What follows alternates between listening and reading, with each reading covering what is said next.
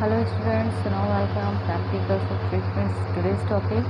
So now we are discussing the what is practicals of treatment और आज हम बात करेंगे drug acting on a gastrointestinal tract, मतलब कि गैस्ट्रोइंटेस्टाइनल ट्रैक से रिलेटेड वो कौन सी ड्रग्स हैं जिनके बारे में हमें पढ़ना है और हम उनके ट्रीटमेंट में क्या यूज़ करते हैं. So let get start. Student, what is peptic ulcer. First of all हम ये जानेंगे किसी भी टॉपिक को पढ़ने के पहले कि पेप्टिक अल्सर हमारा है क्या.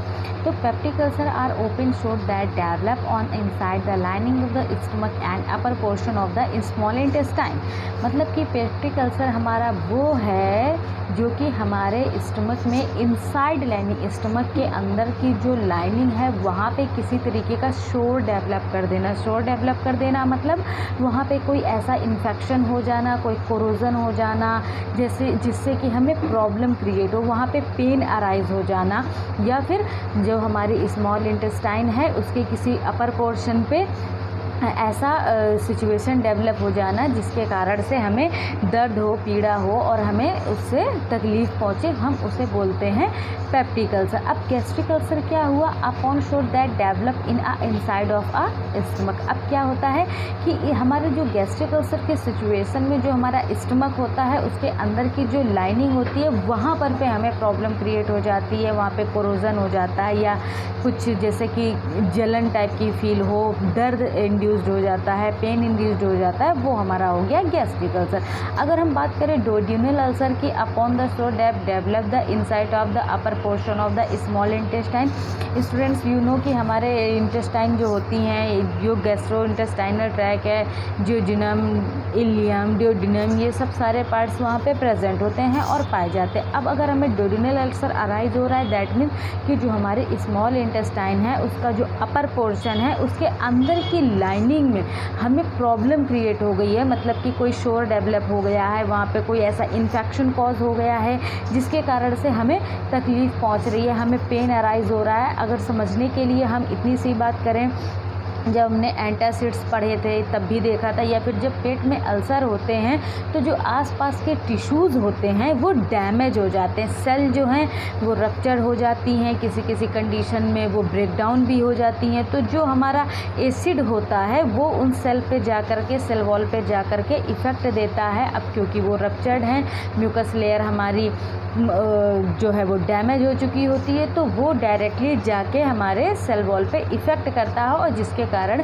हमें दर्द, स्वेलिंग और जलन जैसी चीज़ों को देखने को मिलता है, जलन जैसी चीज़ें हम फेस करते हैं. अब ये तो थी अल्सर की बात की, डोड्यूनम का ulcer, gastric ulcer, peptic ulcer क्या होता है. अब हम सिंपली पढ़ने जा रहे हैं पेप्टिक अल्सर डिजीज़. तो पेप्टिक अल्सर डिजीज़ क्या होती है, what is the exactly definition of this. So let's start it.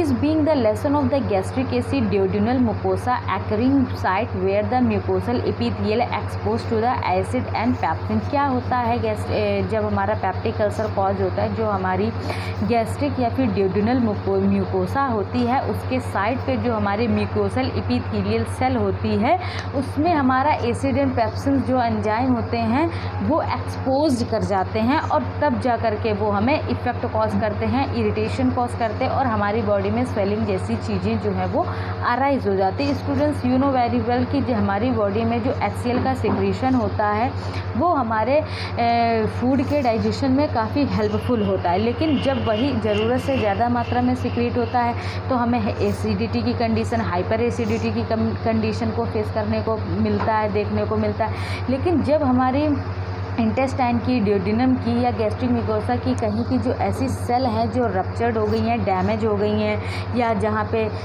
वो सेल वॉल जो है वो उस तरीके से वर्क नहीं कर पा रही है और फिर हमारा जो एसिड सिक्रीशन है वो डायरेक्टली जा कर के नुकसान पहुँचा रहा है, जिसके कारण से हमें जलन महसूस हो रही है, वहाँ पे शोर डेवलप हो रहा है, वहाँ पे पेन इंड्यूस हो रहा है, तो उसे हम बोल देते हैं peptic ulcer. It results due to the imbalance between the aggressive pepsin, biles and H. pylori and defensive the gastric mucosa and bicarbonate secretion. Simple सा मीनिंग इसका एक ये भी है कि जो हमारी बॉडी में दो नॉर्मल फंक्शंस पे काम करती है, एक हमारा एग्रेसिव एंड दूसरा हमारा डिफेंसिव फैक्टर. अब जो हमारा aggressive factor and defensive factor के बीच में जब इम्बैलेंस कॉज हो जाता है तब हम सिचुएशन करते हैं पेप्टिक अल्सर की कंडीशन को फेस करते हैं। अब एक्सेस एसिड का प्रोडक्शन हो सकता है या फिर intrinsic defection of the mucosa difference barrier, जो हमारा एक बैरियर है उस पर इम्बैलेंस हो गया है, ब्रेकडाउन हो गया, तब हमें जो है वो पेप्टिक अल्सर की कंडीशन देखने को मिलती है। अब हम डायग्राम में भी हेल्प में देख सकते हैं कि जब हमारा internal part of the body acid के संपर्क में आ रहा है या वो सिचुएशन जब हमें अल्सर कॉज हो गया है तो वहाँ पे किस तरीके की सिचुएशन देखने को मिलती है आप डायग्राम में देख सकते हैं। अब कौन कौन से ऐसे कॉजेज़ हैं जिसके कारण हमें अल्सर की कंडीशन को देखने को मिल सकता है। तो फर्स्ट ऑफ ऑल हमारे नेसेड्स आते हैं। जब हम अपनी नेसेड्स की कैटेगरी की ड्रग का लॉन्ग टर्म तक यूज़ करते हैं तो कहीं ना कहीं वो अपना एक साइड इफ़ेक्ट देती है और हमारी बॉडी में जा करके पेप्टिक अल्सर जैसी सिचुएशन को कॉज कर देती है। तो long term use of the non steroidal anti inflammatory drugs NSAIDs block the COX enzyme and decrease the prostaglandins. जब हम नेसेड्स को लॉन्ग टर्म तक यूज़ करते हैं तब क्या करते हैं, नेसेड्स कॉक्स एंजाइम को जा करके इनहिबिट कर देते हैं या ब्लॉक कर देते हैं, जिससे कि हमारा प्रोस्टाग्लैंडिन का सिक्रीशन जो है वो डिक्रीज़ हो जाता है और हमें पेप्टिक अल्सर जैसी सिचुएशन को फेस करना पड़ता है। अब हमारी हो गई गैस्ट्रिमोना ज़ोलिएंजर एलिसन सिंड्रोम। क्या होता है, tumour of the duodenum and pancreas secrete the abnormally high amount of the gastrin which is stimulate the gastric acid.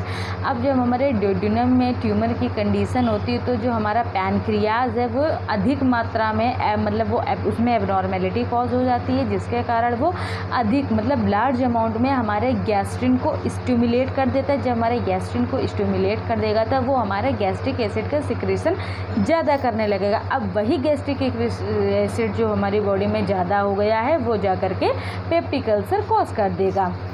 Stress ulcer इस रिजल्ट द फिजिकल ट्रॉमा। इसका मतलब हो सकता है कि कोई भी अगर ऐसा फिजिकल ट्रॉमा हो गया है पेशेंट को तो भी हमारा जो है वो पेप्टिक अल्सर कॉज हो सकता है, जैसे कि बर्न हो गया है अगर पेशेंट को तो उस केस में। Pathophysiological process involve in a duodenal and gastric ulcer. हम देख रहे हैं कि नेसेड्स है, कैंसर है, ज़ोलिएंजर डिजीज़ है और भी बहुत सारे ऐसे रीज़न हैं जो कि हमारे पेप्टिक अल्सर को कॉज करने के लिए रिस्पॉन्सिबल होते हैं। Regulation of the gastric acid. अब हम अपने गैस्ट्रिक एसिड का रेगुलेशन कैसे करें कि हमें अपने पेप्टिक अल्सर में आराम मिल जाए या फिर हमारा पेप्टिक अल्सर जो है वो और ज़्यादा सीवियर कंडीशन में ना पहुँचे, और यदि नहीं हुआ है तो वो नहीं हो। तो the gastric acid generally acid secretion normal low and the duodenal ulcer is acid secretion is usually high। क्या होता है, जो हमारा गैस्ट्रिक अल्सर होता है एसिड का सिक्रेशन करता है, वो नॉर्मल भी हो सकता है, लो भी हो सकता है, और जो हमारा duodenal अल्सर है वो सिक्रेशन को बढ़ा देता है। तो इसी चीज़ को हम इनहिबिट कर सकते हैं ताकि हम गैस्ट्रिक एसिड के सिक्रेशन को ज़्यादा बढ़ने से रोक सकें। तो प्रोटॉन पंप इनहिबिटर्स की जो हम ड्रग्स लेते हैं वो क्या करते हैं, सिक्रेट करते हैं H+ आयन, और जो कि एक्टिवेट कर देते हैं हिस्टामिन को, गैस्ट्रिन को, एसिटाइल कोलिन को, और ये सब हमारे पैरासिन न्यूट्रो हार्मोनल ये हमें ट्रीटमेंट में हेल्प करते हैं गैस्ट्रिक एसिड के। अब क्या होता है कि अगर किसी पेशेंट को पेप्टिक अल्सर हो भी गया है तो उसमें कुछ हमें सिम्टम्स देखने को मिलते हैं, जैसे बर्निंग एब्डोमिनल पेन, मतलब उसके एब्डोमेन में, उसके पेट में जलन के साथ साथ तीव्र जो है वो बहुत ज़्यादा मात्रा में दर्द उठता है। हीमेटोसेसिस की कंडीशन देखने को मिल सकती है, मेलानिना देखने को मिल सकता है, nausea and vomiting, unexplained weight loss हो सकता है, एनोरेक्सिया की कंडीशन या फिर एब्डोमिनल फुलनेस। ये सब सारी चीज़ें हैं जो हैं किसी ऐसे पेशेंट में देखने को मिल सकती हैं जिससे कि पेप्टिक अल्सर हुआ हो। Physiology of the gastric acid secretion का देखते हैं कि उसकी फिजियोलॉजी क्या है। Gastric acid secretion is a complex continuous process which is the multiple central and peripheral factors contribute the common endpoint। Secretion of the H+ and parietal cell. क्या होता है कि गैस्ट्रिक एसिड सिक्रीशन का एक complex बन जाता है जो कि हमारा कंटिन्यूअसली प्रोसेस करता है मल्टीपल सेंट्रल एंड पेरिफेरल जो हमारे फैक्टर्स हैं जो कि क्या कंट्रीब्यूट करते हैं कॉमन एंड पॉइंट पे, और ये हमारा गैस्ट्रिक एसिड के सिक्रीशन को जो है वो बढ़ाते हैं। तो हम secretion of the H+ and parietal cells का देखते हैं। अब हमारा है neuronal acetyl choline paracrine, histamine and endocrine gastrin factors और रेगुलेट द एसिड सिक्रेशन। अब जो हमारा न्यूरोनल होता है जैसे कि एसिटाइल कोलिन हो गया, पैराक्राइन मतलब हिस्टामिन एंड इंडोक्राइन में गैस्ट्रिक फैक्टर जो होते हैं ये हमारे सभी किसको रेगुलेट करते हैं, जो हमारा एसिड सिक्रेशन हो रहा है उसके रेगुलेशन में ये हेल्प करते हैं। द स्पेसिफिक रिसेप्टार जो हमारे M3 है, H2 है एंड CCK2 है रिसेप्टार है जो कि हमारा respective are the basolateral membrane and parietal cells in a body and the fonts of the stomach। ये सब हमारे किसके लिए रिस्पॉन्सिबल होते हैं, जो भी हमारी बॉडी में गैस्ट्रिक एसिड का सिक्रेशन ज़्यादा हो रहा है तो उसको मेंटेन करने के लिए, रेगुलेट करने के लिए ये हमारे स्टमक में आकर के हेल्प करते हैं। पैथोफिजियोलॉजी हम देख सकते हैं with the help of a diagram कि एक हमारा एक स्ट्रक्चर दिखा रहा है जिसमें हमारा एसिड सिक्रेशन जो है एटीपेज देख रहे हैं, उसमें प्रोटीन काइनेज जा रहा और जो पोटेशियम कैन है वो नीचे जा रहा है, जो H+ है वो ऊपर जा रहा और ATP हमारा AMP में एक साइक्लिक कन्वर्जन जो है वो कर रहा है।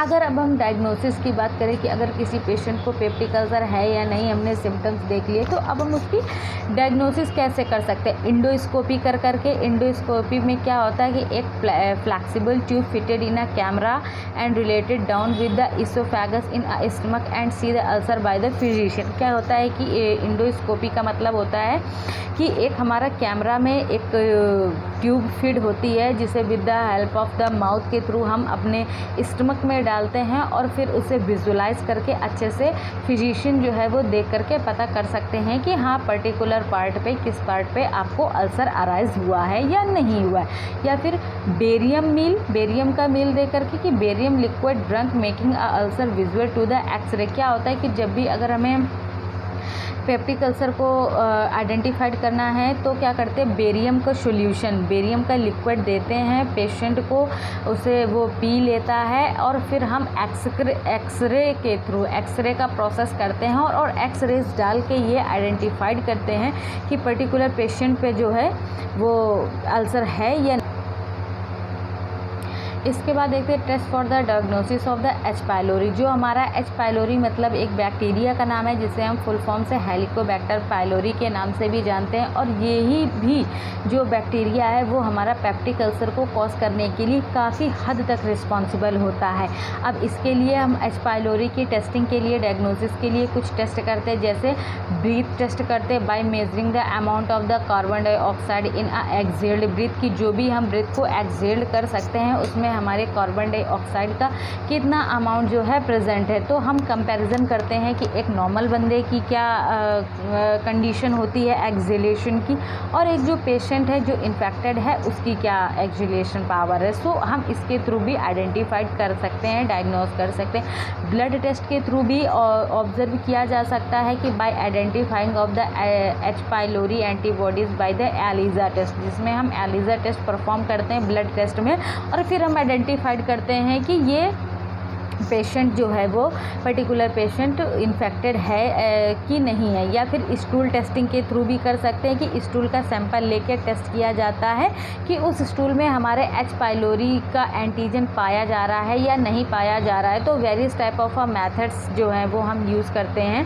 अपने अल्सर को डिटरमाइन करने के लिए, आइडेंटिफाइड करने के लिए। इसके अलावा भी कुछ ऐसे लाइफ स्टाइल के मॉडिफिकेशंस भी करके हम अपने अल्सर को ट्रीटमेंट करने के काम में ला सकते हैं। जैसे डाउटफुल इफिकेसी में हो सकता है पेशेंट को प्रॉपर रेस्ट देना चाहिए, रिलैक्सेशन देना चाहिए, अच्छे से उसे नींद लेनी चाहिए और डाइट में कुछ इंडिकेशंस देखने को मिले हैं जैसे बैलेंस डाइट, फ्रीक्वेंट स्मॉल मील देना चाहिए, फाइबर युक्त डाइट देनी चाहिए and vitamin E, dietary fatty acids या फैट डाइट। ऐसा पेशेंट को जो है वो डे टू डे लाइफ में चेंज करके, उसकी डाइटरी हैबिट में चेंज करके, रिलैक्सेशन दे करके, गुड स्लीप दे करके हम उसकी चीज़ों को रेगुलेट करके, मेंटेन करके भी हम अपने पेप्टिक अल्सर की डिजीज़ को ट्रीट कर सकते हैं। इसके अलावा कुछ चीज़ें ऐसी हैं जो कॉन्ट्राइंडिकेटेड हैं। जब आपको पेप्टिक अल्सर हुआ है तो मतलब उन पेशेंट को ऐसी कौन कौन सी चीज़ें अवॉइड करनी चाहिए जो पेप्टिक अल्सर से इफ़ेक्टेड है। तो कैफ़ीन कंटेनिंग बीवरेजेस, जो भी आप चाय, कॉफ़ी या जो भी ऐसा कोई भी सब्सटेंस जिसमें कैफ़ीन